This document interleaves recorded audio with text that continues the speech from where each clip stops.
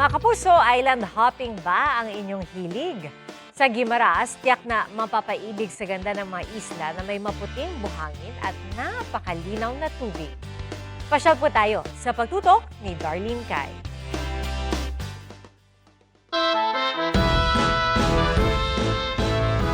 Hindi lang home of the sweetest mangoes ang Guimaras. Dahil ang isla may natatago ring hiyas.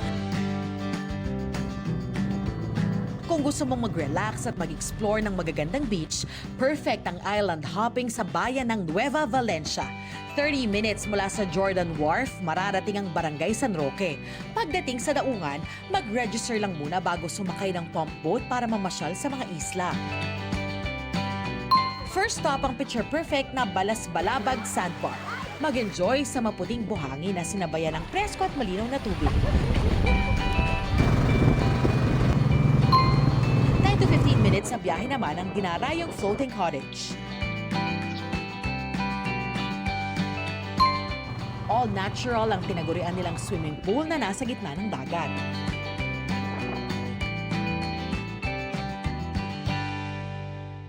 Dapat kita enjoy ang bakasyon kahit namin kita sa Guimaras. Talagang kakapoy sa bilog ng school year, nakakas. Bukod sa swimming, pwede rin mag-explore sa mangrove forest trail sa Tacloban Island.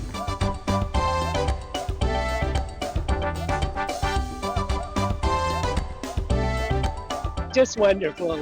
It's great here with family and really enjoy the weather here and the swimming and many other things. Oh, saan tayo sa susunod na pasyalo food trip? I-share nyo sa 24 Oras Weekend page ang inyong travel at food adventures. Darlene Kai, nakatutok 24 Oras.